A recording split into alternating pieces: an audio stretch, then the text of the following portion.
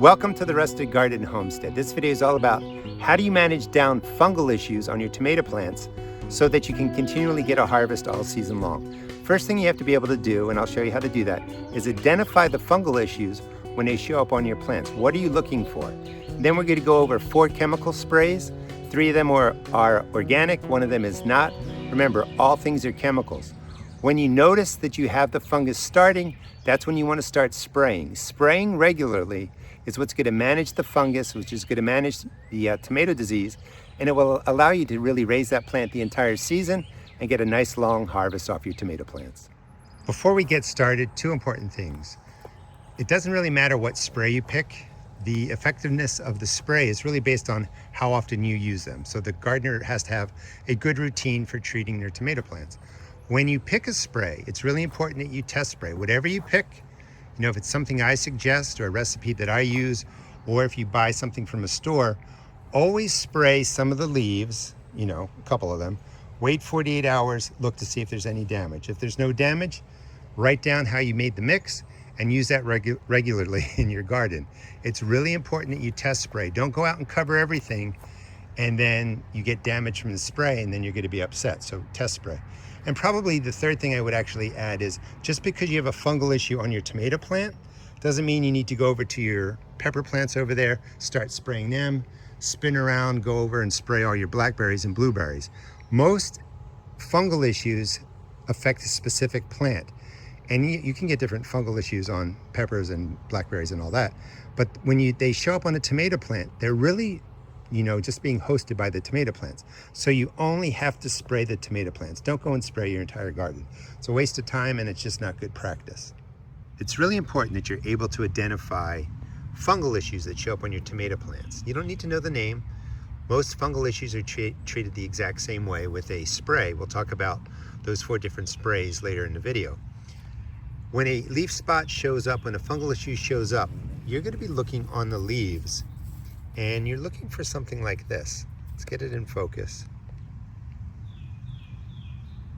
And you see all the spots. See the yellow halo around them? When you have the yellow halo, that means the fungal issue, no matter what it is active. And when you spray, after a couple of days, you should see spots still on the leaves, but the yellow halo will be gone. And that's how you know that the fungus is no longer active.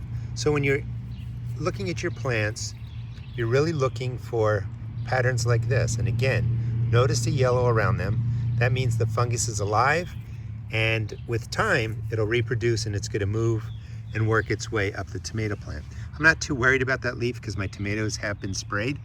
You get the septoria leaf spot, you can get different kinds of anthracnose, which are all like imperfect fungi from what I understand. Early blight.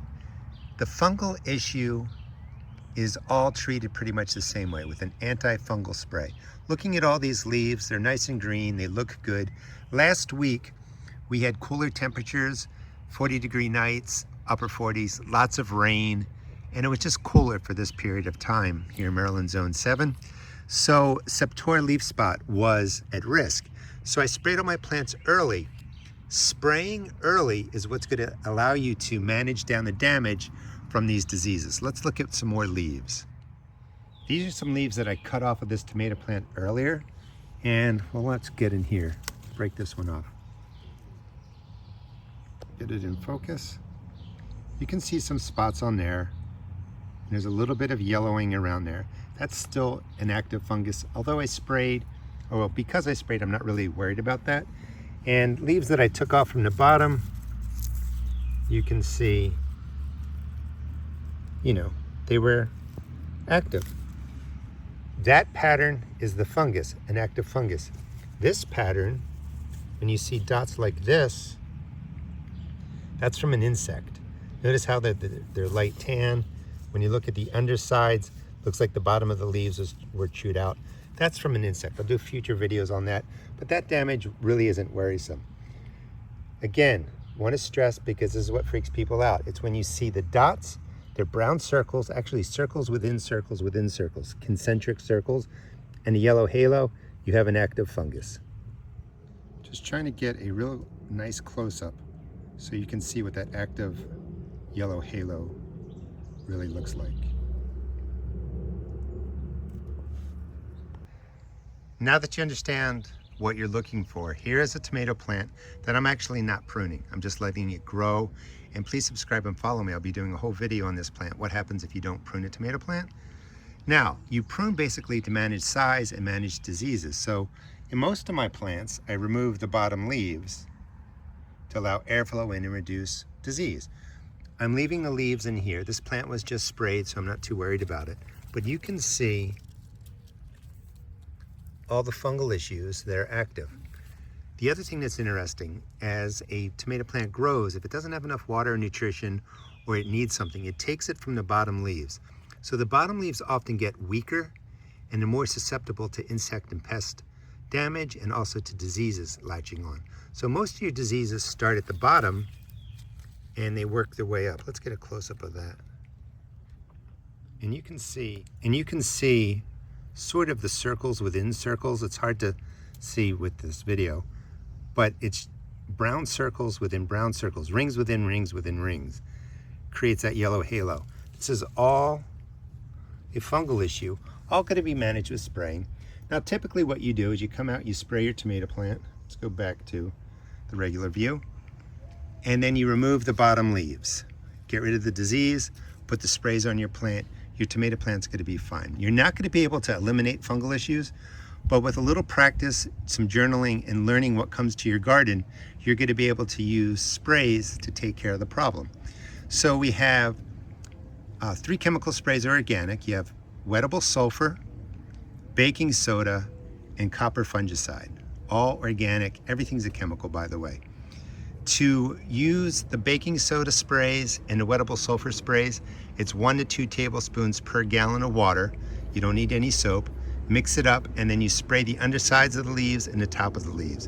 And you want to do that every 7 to 14 days based on rain. It's not waterproof. It will wash off. And if it rains a lot, you're going to just have to reapply it. What happens is the baking soda, when you spray that onto the plant, and again, the baking soda is 1 to 2 tablespoons per gallon of water. When you spray it on the leaves, it changes the pH of the leaf. It makes it inhospitable to the fungus. It actually raises it. It makes it more alkaline. And then the fungus just can't reproduce, doesn't stay on the leaves, and you get it under control.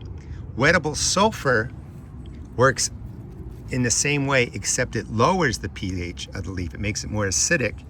And then when you spray the sprays on the leaf, the fungus may land on there, the spores may land on there, but it's not the right pH. Like naturally, the leaf pH is what the spore wants. By changing it, by raising it with baking soda or lowering it with Wettable Sulfur, you make it a place where the fungus just doesn't want to live, so it doesn't spread through the rest of your plant.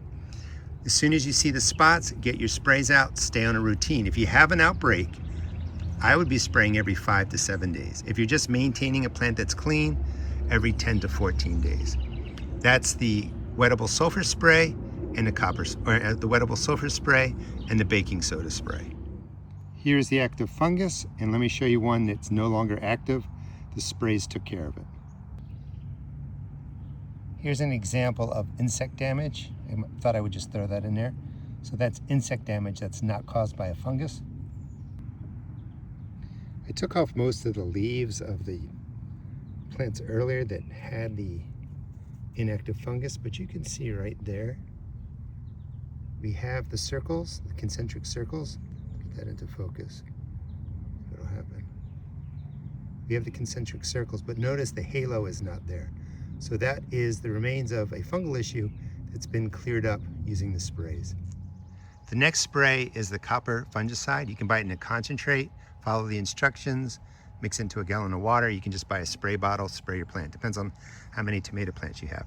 When you put copper onto the leaves, the copper disrupts how the fungus really multiplies and lives and kills it off. So within 3 to 5 days of putting down your sprays, you're going to see those circles with the yellow halo just turn to brown specks on your leaves, brown little circles. That means you've controlled the fungus. Now, baking soda spray, we all know what baking soda is. I have cherry tomatoes like right over there. If I spray the baking soda spray on there, I don't mind eating the cherry tomatoes.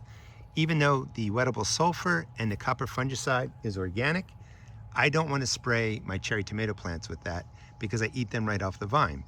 Bigger tomato plants, or when the fruit's not formed for a while, I don't mind using the copper or the Wettable Sulfur. You know, it's just a choice. Each spray, organic or not, is going to have its pros and cons, and that's something I recommend you learn about.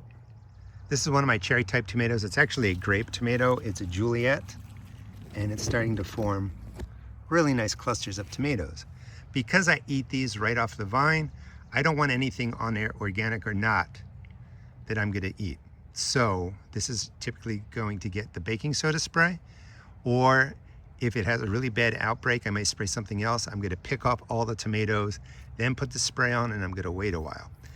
The non-organic spray that I recommend is Daconil. Daconil is a chemical made by people. I recommend you research it, decide if that's something you want to use in your garden. The reason I like that spray is because it's waterproof. So before your fruit is formed, or if you have large fruit, I don't know why it's so hard for me to say fruit, or if you have large fruit that's easy to wash, Daconil's not a bad choice because it stays in there throughout the rains. It's waterproof, and it's gonna last a good 14 days. So you don't have to spray that, you know, every 2 weeks. I don't wanna use that when I'm really harvesting and the fruits are ripe. You know, I will go back to baking soda, Wettable Sulfur, or the copper spray. It doesn't matter which spray you pick. That's the point that I wanted to stress. What matters is that you actually inspect the plants, identify when the fungus issues are there, or you spray preventatively, or a combination of both, and you just stick to a routine of spraying. That's what's going to manage down the damage that comes from the fungus that affects your tomato plants, and that will allow you to have a harvest all year long. When it comes to diseases on your tomato plants, if it's a fungus, you can't really stop them from showing up, but you can manage down the damage so that you really don't lose any plants. And again, you have to just keep up on it and keep the sprays coming out regularly throughout the growing season. Different fungi will show up at different times. Some like cold weather, some like warm weather. So keep a log, make a journal, and just jot down when these different fungal issues show up on your tomato plants. And please check out my seed shop. I sell tomato and pepper seeds for $1.75 a pack. All other seeds are $1.50. And please subscribe. I'll teach you how to grow food, save money, and have some fun. Again, thanks so much for watching.